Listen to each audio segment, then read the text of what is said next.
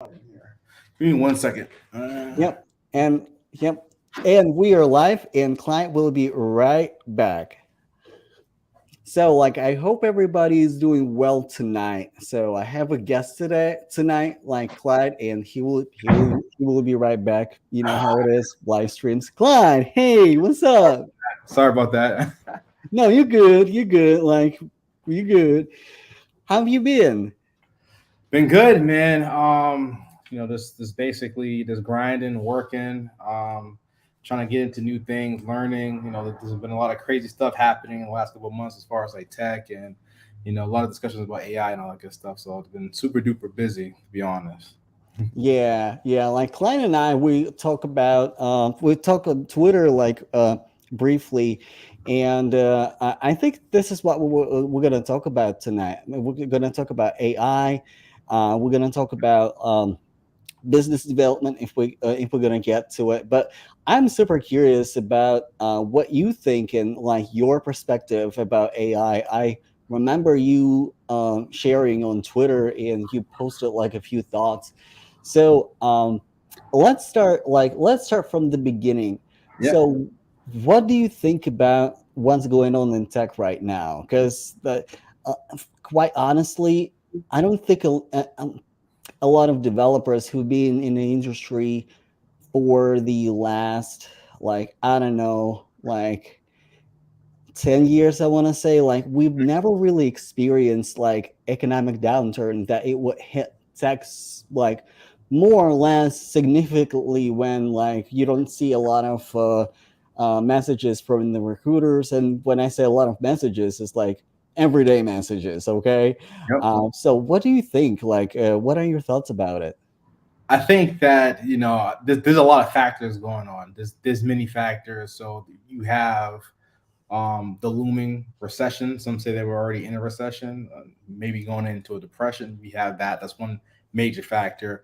Then you have the kind of cool down. I would say the cool down from COVID, right? So, and then the third one is you have this all this speculation around AI and all the efficiencies that AI can create. So when all those three come together, that's what you get the economic situation that developers are in now. Usually, when we have these type of economic developments, usually it's pretty safe to say that tech, especially if you're an engineer, you're pretty safe. Everyone else has to worry. I think this is like you said before. This is the first time where engineers, people in tech, are directly being affected. Every time you go online, companies are doing massive layoffs. The big tech companies, Meta, Google, Amazon, Netflix. Shoot, even today, I was reading about McDonald's preparing for layoffs, right? So I think that's the kind of special situation that we're in now. A lot of companies during COVID, it was the golden age. Everyone was trying to hire during COVID because everyone was getting economic boom. I remember when I worked at Wayfair, that was one of their biggest quarters was during the pandemic because everyone was at home ordering office furniture, staying at home, doing more e-commerce. Period got a boom because everyone was ordering anything. No one was going out. They was ordering it in.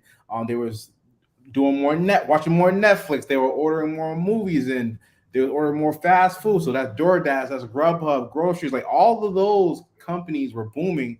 And and this is why I think it was irresponsible on their end, they thought this was going to last throughout the pandemic, right? So they kept on doing these massive hirings, like it was unlimited hiring, right? So they Hmm. bumped up and superficially inflated the workforce, Hmm. and now you have the recession coming in, and now you get this AI.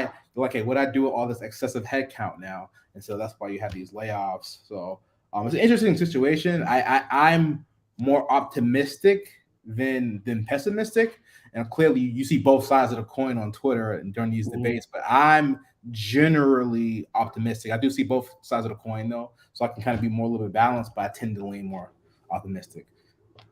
Yeah, I think it kind of reminds me around 2017, 2016, kind of situation when on the tech market it was good, but like in comparison to like 2020, 2021, beginning of 2022, nobody was hitting me up like crazy, because when I was looking for a job during COVID, like first of all, like when like 2020, when 2020 hit and pandemic hit really bad, I was on a contract, and my first thought was, oh, like is my work, is my hours, or my contract is going to be affected, because we remember when company for a second started letting people go because they didn't know, like they didn't have an effective business model to operate during pandemic.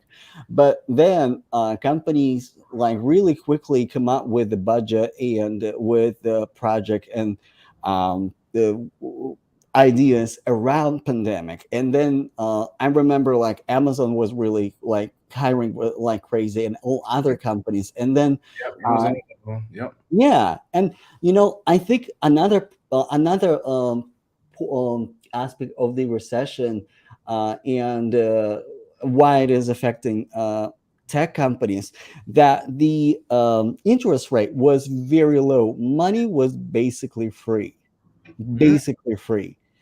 and that's why we see a lot of because I have never seen anything like when startups, right, new startups would pay uh, big tech like main salaries, like up to 200K for senior developers, Yep. up to like 100 and like 120, 150K for mid-level, even junior developers. That was absolutely great. But like my numbers, my salary expectations, because of the market, went like 20K more than I ever expected, like before COVID. And it was absolutely insane. Like I don't know when it's even happening. Yeah, yeah, I've seen that as well. All across the board. Because as you know, I was a CTO of a startup company, so I did a whole crash course in startup hiring and everything like that. So I knew around that time. And this was even in 2000 when this pandemic. This is even 2020. They were doing this as well. Like startups, like I'm talking about 15 person startups were offering main salaries, you know what I'm saying? And on top of that, massive amounts of equity as well, right? Because you were a founding engineer. So they were like giving these crazy packages because they had to be honest. That's how they would attract talent. Anything less than that, they wouldn't get the engineers that were on the caliber that they wanted. We worked with a couple startups, and even I was surprised when I first saw her. I'm like, what? Like 250 base plus equity plus like all this for a startup that really is not even proven in the market yet. This is what they were Hmm. giving senior engineers, right? So it was beautiful. Even when it comes to the housing market, I remember my parents were telling me, "Oh, Clyde, you got to go ahead and refinance because the interest rates are Hmm. low. Like you can get some interest rate for 2 point something now. It's like 3.5." I was like, "Oh shoot!" Like it was beautiful during that time. And then now we're seeing the opposite now a little bit for the job because the market house rates are crazy right now, like 5.6 now around that area, Hmm. and then obviously with the layoffs happening now. So with the layoffs happening, I see a shift of power as well as far as companies being able to leverage more, like leverage more of what they have. Right before, I felt like more of the power was in the workers' hands because jobs are bountiful. Recruiters, you can get a job legit. You quit your job, next 15, next one coming. Like it was that abundant out here. Now Hmm. companies are like, hey, the recession's coming. There's layoffs happening. We want you guys to return to work now. We're going to say hybrid, but really what you guys are coming full time. So, and now people are having to deal with that. Whereas before, people were saying, hey, if it's not remote, I don't want it. I don't even Yeah. talk about it, right? So it's just the power and the balance is a little bit skewed in the employer's favor right now. Yeah, I absolutely agree with you, because I remember a conversation that I had with somebody from my family about like where to live, and right before our live, Clyde and we were talking about how I moved from like places to places. Like during pandemic, I left Seattle and I moved to Denver because I wanted to experience something new, and like the job situation was absolutely wonderful. But all of those years, right, in the pandemic until now, I always kept in mind the location where I live, right? Because we were having like thoughts about moving somewhere like a remote and beautiful location. I don't know, like either it is somewhere in the mountains in Washington or like somewhere in a very nice, quiet area and stuff like that. But also, I kind of got to remind myself, like, okay, like right now I work remotely, right? If I decide to stay in corporate America, or if I have to stay in corporate America, Mm, I I gotta live where the jobs are at, because like if I live somewhere like in the middle of nowhere, and like what was happening before the pandemic, remote jobs were available, but a lot of companies would consider remote job like the fact that it is remote as a benefit, and it was normally like anywhere from 5K to 10K or more less than work in the office. And this is the only reason why I just gotta go with the job in the office, because like I don't want to lose 10K, I don't want to lose 15K, because yeah, I'm saving money on the commute, but not that much money. I'm not spending $15,000 like commuting every day, like back and mm, forth. It is my time, but like I also have like bills to pay and stuff like that, you know what I'm saying? no, I get it. Trust me, it's a decision a lot of people got to grapple with. Is it just depends on your priorities and like do you appreciate your time as far as like commute and it's being an office you prioritize. 'Cause I know some people that would be the opposite. They'll say they'll take the 5K 15K cut if they can stay remote. So it Hmm. depends on your priorities. Yeah, yeah. I also think right now I see very interesting situation with the jobs. I When it comes to like the how I like guesstimate or estimate the job market, because like I'm very active on LinkedIn, so it is my profile is optimized, so like you can go to my profile and you literally can see what I'm about. So like you can see that like I'm a iOS developer, that I'm offering like LinkedIn coaching, career coaching, and like that I help people like land their like new jobs and stuff like that, that I'm also dabbling in iOS development, so it's very clear. And recruiters normally, like when they're looking for candidates, like I would normally be hit by like I don't know, uh, anywhere from 3 to 5 recruiters daily, and now I see it's like more so like 3, 5 on a good week weekly, and and also like I see jobs from agencies, right? When like like a recruiter from an agency reaches out to you, and you can kind of tell that, and it's may not be even for a specific client. And we also like I also see a lot of recruiters with like high quality offers from like airlines, different insurance companies, not necessarily tech companies, but companies that utilize tech right now. Like they very strategically reaching out to people who like they can find them easily, and they can clearly see what they're about. But like I definitely see the decline like with like reaching out, and clearly if I were on the job market as an iOS developer, I would have to change, like not necessarily change my strategy, but I would have to work. I would have to apply for jobs. I would have to network with recruiters who posted those jobs.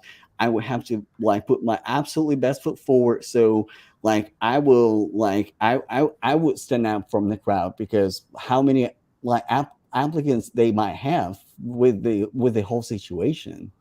That's what I want to get into as well. Like I was about to ask you this question. So do you feel like because you're doing, the career coaching, you have the YouTube, you have your podcast and everything like that. Do you feel like that makes you a more of an attractive candidate, or because I always wondered like if recruiters saw that and it was like, hey, this guy is not, maybe not won't be fully dedicated to the company that I try to put him on with opportunity because he has all these other side things.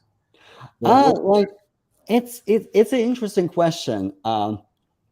I I don't think that like it definitely it's kind of a good test for the company and for a recruiter too, because I have my 9 to 5, right? I'm still working in corporate, and when I'm at work and I don't do like my business stuff, and all of the hours that I set up for my business, they set aside strictly like after work hours. Like my hours are communicated with the manager and stuff like that, so I have clear like boundaries. And if I have like, let's say, emergency at work, like obviously like I have to adjust my business hours as well, so like everything is reflected.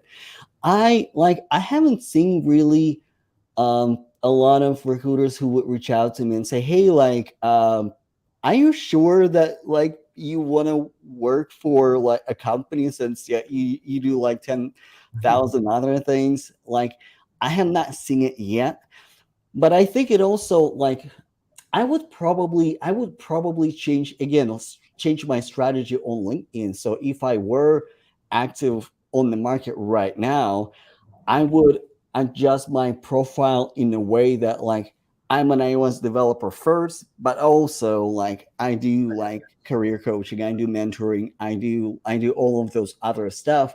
And in fact, it also attracts recruiters because like they see the leadership value, because as a senior iOS developer or like whatever principal iOS developer, you want to be that mentor, you want to be that coach, you want to have demonstrated skill set that you can actually lead the team. And coaching is where you lead your clients to this like to success. Exactly. Yep. and and I think it plays out perfectly. And I think if somebody has a problem with that, I might not want to work for that company, because uh, if a company or employer has a problem with my personal and professional development, like it sounds like a golden handcuffs, and I'm not about it. No, no, that's perfect. That's how I feel about it as well. Because I'm trying to like get into some more stuff too, like thinking about doing my own like YouTube. Obviously, we'll talk about this probably later on, but definitely got some side. I'm back into like trying to get the startup out the way. Trying to push the startup. So I'm doing a bunch of stuff like that. So I haven't put it on my LinkedIn just yet. Oh, I'm sorry. Oh, kitty. He always does this when he sees that I'm talking. I'll take it down. But yeah, so like that's good, because I think that companies should want that, and it's fun, and it's also when I was applying to my job that I have now. Actually, I brought up my experience, starting my own company, and I honestly think that was a big advantage. The reason why I got the job, because they liked that you went out and did your own thing, and that you have that Mhm. varied experience of obviously leadership when you're a CTO, a company, or especially a early stage startup. You got to be kind of wearing multiple hats, and they kind of like that leadership experience. So it definitely worked out in my favor. So I definitely have experience with that. Yeah, yeah. Um, when I had that conversation with my manager, when I just like was thinking about like starting my own business, and at that point I didn't even think, or I didn't have a really clear vision what it would be, because I have a background in therapy, so I can do a lot of stuff with like mindset and like motivational training and motivational coaching. I'm also really good on at LinkedIn, because um, I like when I was like kind of sitting down and thinking about what I can actually offer people. A lot of people who I help with LinkedIn, and they haven't even implemented the full spectrum that I advise and that I coach, and like they got jobs, they got calls, they like one of my clients, he recently got a a connect request and an interview at Apple Oh, during this economic situation. Yeah, like he got an interview at Apple because his profile was highly optimized, and he was doing like majority, not all the things, but majority of things that I would advise him to do. He got the interview, and he got the interview with the hiring manager as well. nice. So like yeah, like that's kind of like how I blend in there. um I I have a there's a quick question from Omar. Like, I'm a Flutter developer and I want to start to learn iOS. Should I start with UI kit on Swift UI? This is a What do you think? common question. This is like the common question we see on Twitter all the time.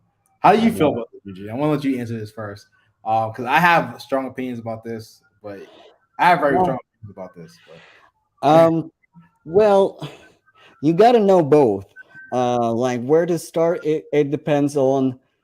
Like I would advise to start with Swift UI, especially like if you know Flutter in Dart is kind of similar to Swift UI, so it won't be as different for you like diving in.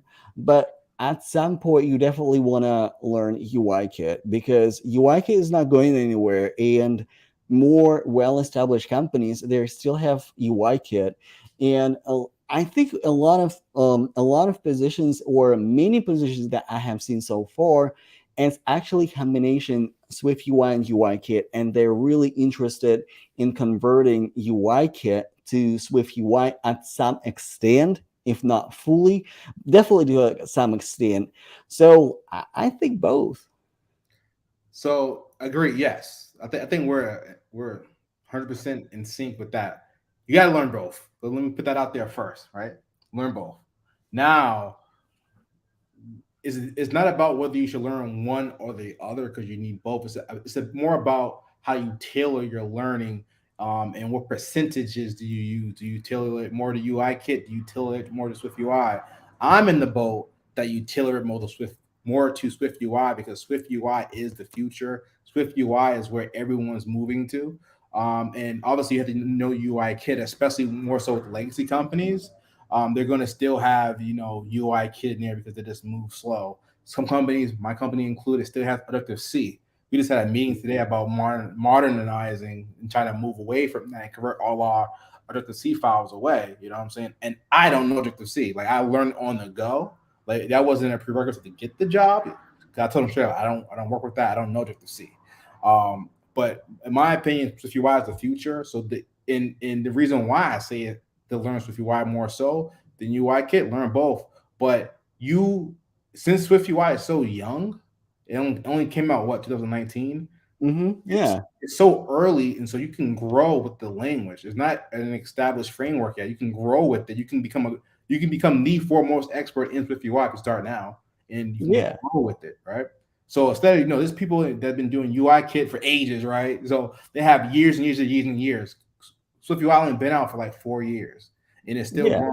And it's easy to get into, and I feel like it also makes you can do more with it faster, right? yeah, What you can build in UI kit, let's say it took you an hour to do it in UI kit, and Swift UI it probably take you 10 minutes because it's that yeah, easier. It's more readable.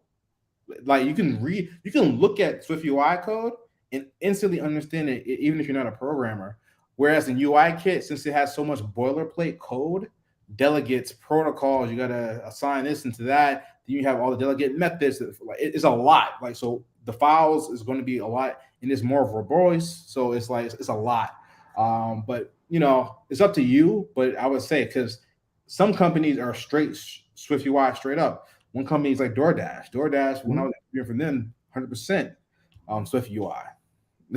They didn't yeah, care UI kit, but it depends. But obviously, I work for a legacy company, so we're migrating. Like that's definitely on. We're going to eventually be all Swift UI, but yeah. that's a slow process. So no time soon. But that's one of our initiatives for the company.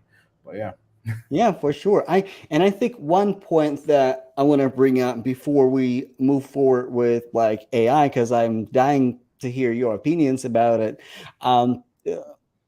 Many people focus on the UI framework, right? Swift UI or UI kit, but iOS development is not just the UI. You gotta know how to handle concurrency. You gotta know how to handle uh, data flow, meaning like a data flow from your user to the internet to the backend, and data flow from the backend to the user, uh, like optimize networking, optimize concurrency, and things like that, performance optimization. And I think those like those things, they're still true either, no matter if you use Swift UI or UI kit, because like you also like there are architectural choices that you got to make, because like we have async await now, but we also have combine. And like when you use a combine and when do you use async await, because like it's like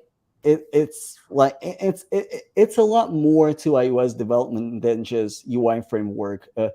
In fact, there are companies that hiring iOS developers who won't develop UI almost at all, like SDK, for example, SDK to handle the data flow, and you got to be really good with that kind of stuff. And in fact, like when I was working at one of the companies, in fact, like a couple of companies, a lot of very experienced iOS developers, they were really as good at the UI portion. Not that they were good, they didn't like it because they were more focused on the big big picture, big stuff like optimization, like network layer, concurrency and stuff like that. And UI, it's like, well, like it's mostly annoying because like you gotta tweak so many things.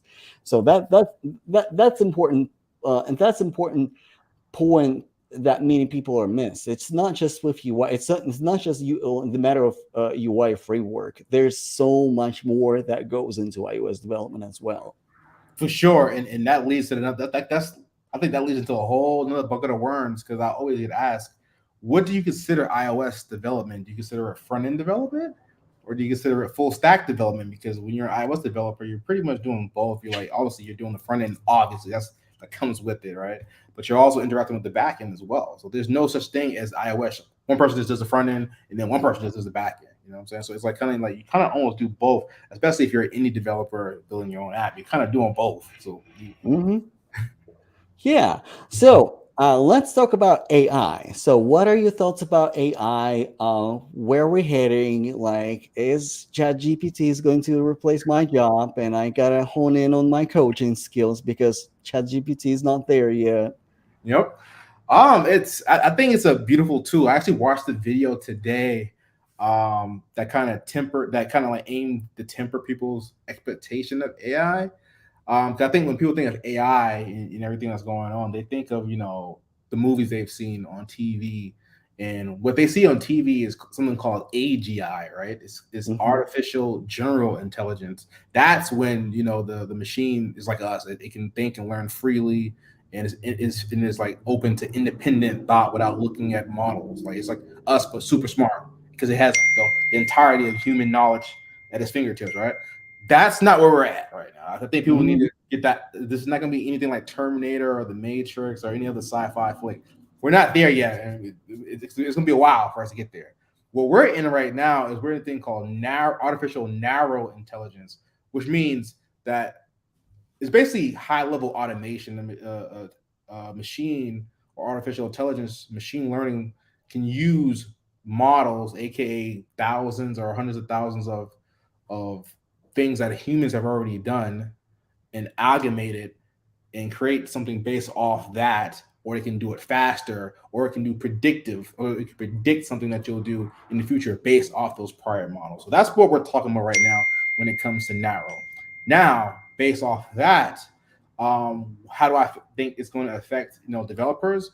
I think it will have a big impact on developers because everything you see now, all the new tools that are coming out, Copilot X, Chat GPT, there's one other one that escapes my brain, but there's a lot of tools that kind of make developing slightly easier, or Hmm. it two times your ability as a developer, whether that be automating tasks that were tedious and took a lot of your time, or whether it be something as simple as code completion. Something because as a developer, you write similar code, and sometimes you write code over and over again for different projects, but you write the same thing. And having some type of artificial narrow intelligence to say, okay, I've seen this before. I can kind of predict that you're going to write this, so let me just give it to you really quick. It's not taking your job for you, but it's automating part of your job. And automating part of your job makes you a more efficient developer because you're going to be faster. And if you're Mm-hmm. faster, you're completing more tasks. And if you're completing more tasks, you're able to do other things, right? So I equate it to um driving your car, right? Mm-hmm. Automatic power windows, power seats, and everything like that, right? Like, Mm-hmm. or you have to do this to roll up the window. Now you just Yeah. press the button, the window goes up, right? It's not replacing the window. The window's still there, but you're just doing it in a more efficient way. Developers aren't going anywhere anytime soon, but I do think that this technology will have developers lose jobs. Well, it will take away from developers' jobs, not in the sense that it will replace a human, but Mm-hmm. in the sense that companies will hire less human developers. Instead, they will implement these AI automated technologies to empower their existing developers so that they won't have to hire more headcount. So instead of a company saying before we needed 10 developers, now they can say with AI and ChatGPT and all these work automations, maybe we'll need to hire 7 developers. So technically, that's a net difference of 3 developers like don't have a job now. So Mm-hmm. you take that as losing jobs, and yeah, same thing with the toll booth workers, right? Before toll booth workers, that was a lucrative job, especially in where I'm from, in Boston. They was getting paid very good salaries to sit there and take your cash at the toll booths, right? But then now we have automation, we have AI where they Mm-hmm. put a booth automation. You just drive by and they'll bill you. They'll take put your license plate and they'll bill you, or you get a toll tag and you just Mm-hmm. drive right through. That's everyone lost their job now. That was a legit loss of job because now Mm-hmm. you can do it more efficiently. That you have to pay people. You don't worry about work hazards because some people get hit by cars getting out the booth. So you don't worry about that. It's Mm-hmm. cheaper and it's more efficient because they work all day every day. No complaints. Right? So things like that. I don't think we're there yet with, as far as like ChatGPT, but there is a possibility in the future that obviously as these tools become more advanced, then maybe not in our lifetime, I don't think, but Mm-hmm. I can see it happening.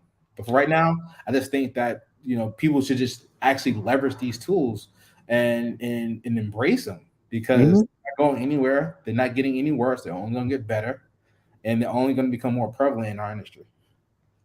Yeah, I think another factor that companies will consider in considering even right now with a lot of the like development aspect becoming more easier is hiring developers that not just know a tool. For example, again, Swift UI, Mhm. really easy to use, really easy to get into, but a developer who knows and feels and considers the whole architecture, how mobile app lives in the ecosystem of the product. Because as iOS developers, we often forget that our app majority of the time is not the product.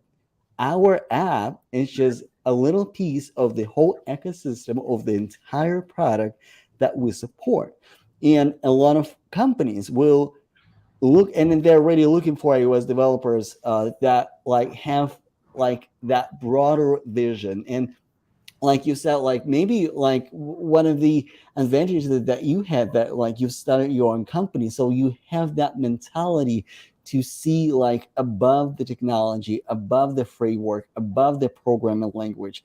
And this is what company are looking for, even though like, and I'm not saying that like you don't have to be good at coding, like you absolutely do, but like it requires really critical thinking. Because even with AI, like for when it comes to coding, it's not anything new. Like web developers, like they do have like plugins that you can just like, hey, like generate like network layer, generate like fetch the weather, with Visual Studio Code, and it will generate the whole code for them that you like. I mean, maybe you have to refactor it, maybe not, but it's there. Like web developers been using it for ages. Like this is not new. Is nothing is new. Like it's just that people. It's just I think it's more prevalent now. It's a hot buzzword, so everyone's talking about it. And I think that people, when anything new, especially something as big as this comes, people start to get scared. People get nervous. People just pretty much are uneasy on something new because it's going to affect all of us. It's going to Mhm. touch all of us. Someone's going to be impacted by this. This is it's the nature of life, right? Yeah, I I think think. Go ahead. yeah, like I think another point is that, and I think you and I had this conversation on Twitter as well. That the more people go into technology, the more remote our world is becoming, the more um, human connection will be on demand. Because um, what I'm seeing right now, especially with coaching industry, that it's like honestly, it's kind of booming right now because like people realize really quickly that you don't have to go to college to get better at like anything, like at coding, at copywriting, at communication, at marketing. You can just hire a person who knows how to do it and who knows and has better methodology that can teach you in a matter of like 3 to 6 months to acquire you that skill. And And like, yeah, and people are looking like people buying into it, and also like as someone who is a part of like a coaching program and work with coaches, like it's connection. Because like right now we're so disconnected. People don't really mingle as well as they used to at the bars and like social places. Everybody was on the phone. Everybody yeah, we lost that emotional intelligence and like intimate connection with each other, and now it becomes on demand. Because like I found myself like, okay, I'm paying my coach a lot of money, not just for knowledge and expertise, which it is a part of it, a huge part of it, but also the community, the connection. Because like I'm like, people are getting tired of call Facebook groups or online groups where like nobody is interacting with each other. But when people are actually monetarily invested, people actually connect and form friendships and genuine relationships with each other. yeah. So, and this is part of the reason why I tend to trend more favorable to AI, because I feel like it will get us up off the mundane, tedious stuff that we do, and Hmm. it was going to put a more emphasis on human connection, right? So even now, right, people, right now, like you're doing your job, right? In fact, let me set the picture real quick. Let's Hmm. say we do have this artificial intelligence boom, right, where it can do your job. It can do most people's jobs better than it can do a job. It's permeating throughout the whole society. So now, let's say, the poverty levels is basically non-existent because robots have raised everyone quality of living. Boom, boom, boom. We have all our necessities met. We have robotic maids, all that stuff. Hmm. When we get to a point like that, I think it'll be even more recognizable that humans, we're social creatures. We want that social connection, and I think that will put it in our face, because now we have all our needs met. What can't machines give us? They can't give us that human connection, and I feel like Hmm. that will allow us to do what we want to do, which is create communities in person, bond with each other, do activities outside of work that we like to do. I always tell people right now, if you didn't have to work to put bread on your table, what would you be doing? And most of the time, people say hanging out with friends, going to the movies, doing like a hobby, playing video games with your friends, like doing something that's not work related at all, or usually not even technology related at all. They just want to be Hmm. with people and do activities with people they like. That's what it will come down to, I think. At least I hope so. Obviously, it can go to all the way as well, but I will hope that people say, okay, perfect. Now let's do what humans do. Let's be spiritual. Let's do more creative things. Let's build communities. Let's bond. Like that is what I feel like makes people happy.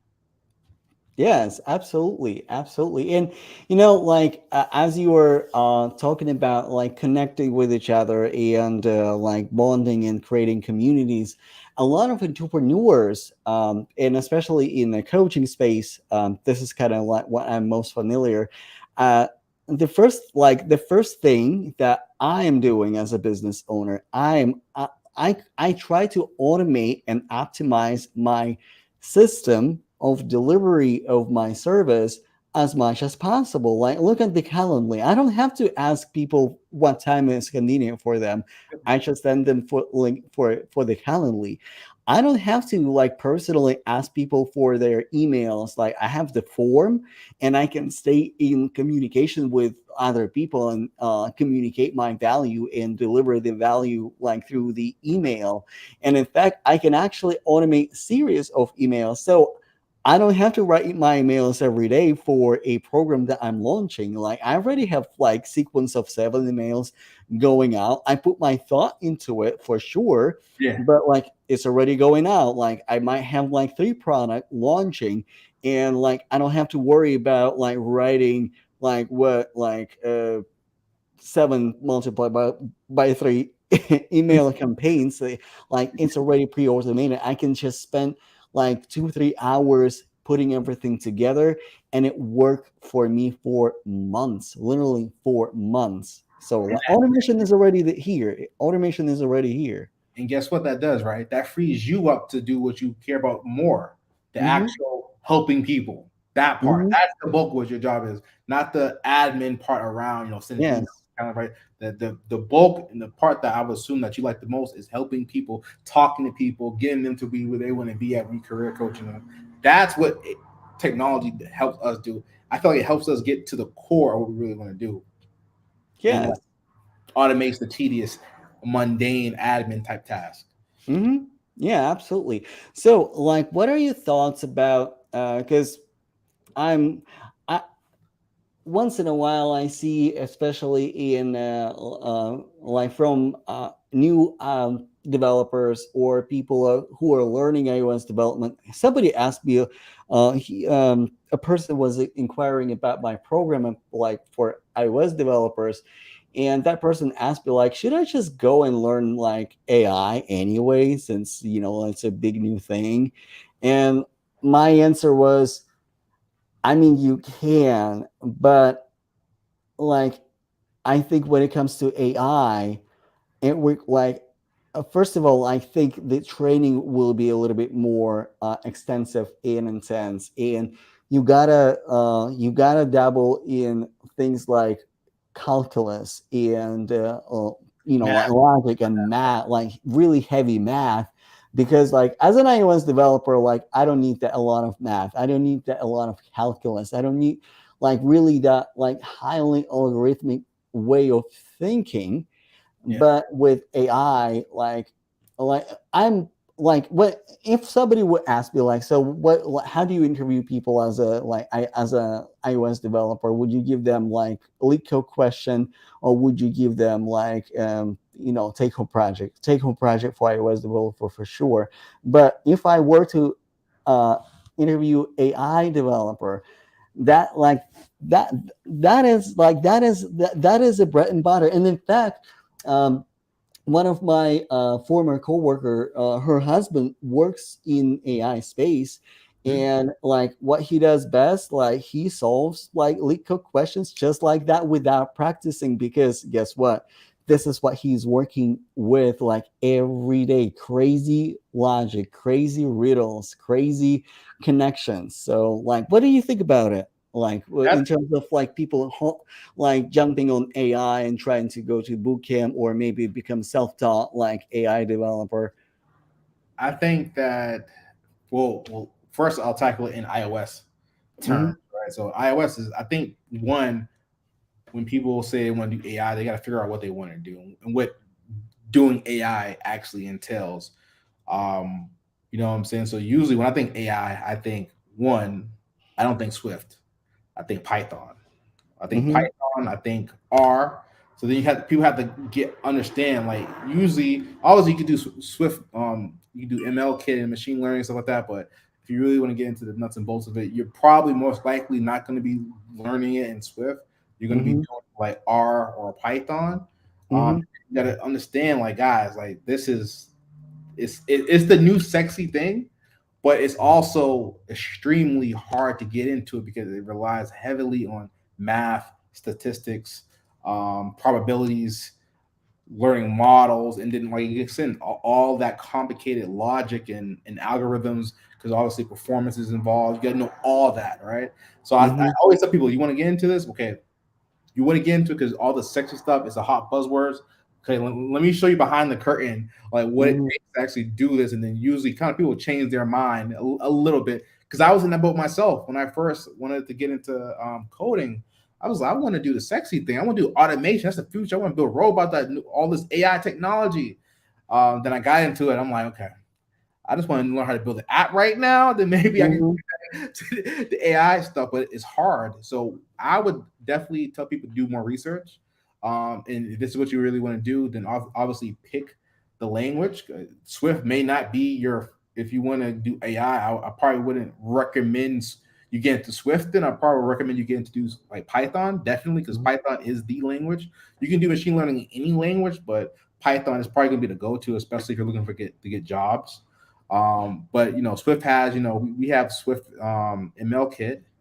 All right, you can do like Hmm. machine learning stuff like that. I never dabbled in it yet, but I'm pretty sure it's good. And I don't think I think it abstracts some of the complexities of learning, all the algorithms and stuff and doing the math out. I don't take my word for that. I never tried it, but I'm assuming because it's what Apple kind of does. But I would definitely say, hey, do your research first. It's cool and sexy, but just be ready if you really want to go into it to struggle a little bit. But that's the nature of being a developer. We all struggle, but just know what it entails. Yeah, yeah, like yeah, I absolutely agree with that. I actually mentored at my job somebody who wanted to dive deep into AI and advance in the AI career, and it sounds really sexy, right? And it sounds really fun, but um, throughout our conversations, like first of all, it is hard. Like, second of all, it's not as sexy as you think. Like, teaching and developing models, this is a really hard job. And like, at some point, you will be just hungry for data, and you just don't like a lot of the times when I see like AI products, right? Or AI based products, that AI is quite stupid. Why? Because again, data like, do we have enough data? If AI doesn't have enough data, then like, we're not going to have quality product.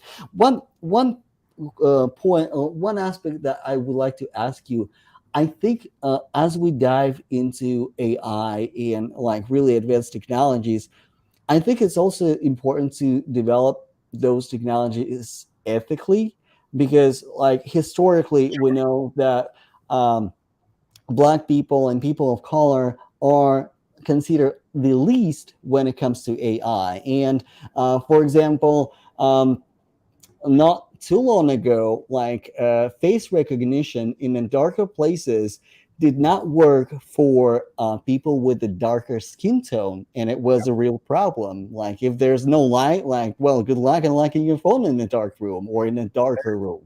So, Exactly. Yep.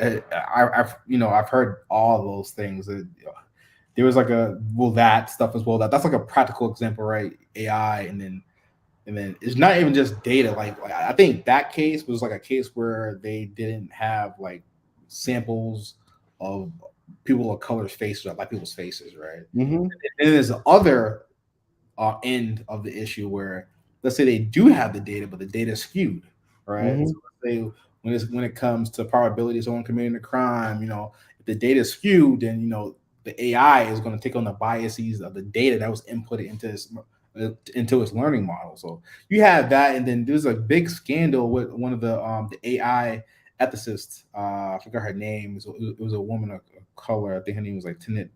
I can't pronounce the name. I'm going to butcher it. at Google, right? Yeah, Google. And she got fired by Google. Yeah, yeah, yeah, yeah. Yeah, I like that was the remember big thing that. that she was advocating for, right? So it's big because AI is dependent on the models. The models determine where the AI model is going to lean towards, and it's important that that data is as balanced as possible and as accurate as possible. So that's I Yeah. can see that being the future, being definitely an issue like down the line, as far as like people, looking at AI and saying, okay, this is spitting back something to me with clear biases in the data set, right? Yeah, yeah. So before we wrap up, I kind of want to fall back on the question that I had in the chat. And I think it's going to be a rather quick answer. RX Swift or combine First because party always. combine. Yeah, like I've heard rumors that RX Swift is not gonna develop anything new. Again, rumors. I have not verified that yet, but per my experience, Combine can do the same thing what RX Swift can, but it's just a lot more. In terms of syntax, I understand Combine way better. Like it makes sense for me to use Combine and RX Swift, definitely Combine, but also like it will depend on the company. For example, I interview at one company and they use RX Swift all day every day, and when I asked, hey, are you going to convert to Combine, and they said no, we're not, because it's we have a big pretty massive app. All our navigation is in RX Swift, all our network layer is on RX Swift, and our the whole app depends on RX Swift. So probably not. But if you don't know neither of those frameworks, I would go with Combine, and you can always pick up RX Swift if you have to, because the concept is exactly the same. It's just different names and different syntax. Yeah, and for me, a rule of thumb, if you can, if possible, if they do the same thing, if they generally two frameworks do the same thing, generally I go with the first party solution because you know it's going to be supported better. It's going to be more integrated, especially when you're in Apple. Just go with the first party framework, in my opinion. Yeah. More sense. So, and before we wrap up, what advice do you have for our listeners or people who are watching the replay when it comes to especially people who are in a tech industry, or trying to get in the tech industry right now? So, what advice would you give them? I'll give them, saying like learning the language of your choice, the framework of your choice. That's important. I never want to take away from that.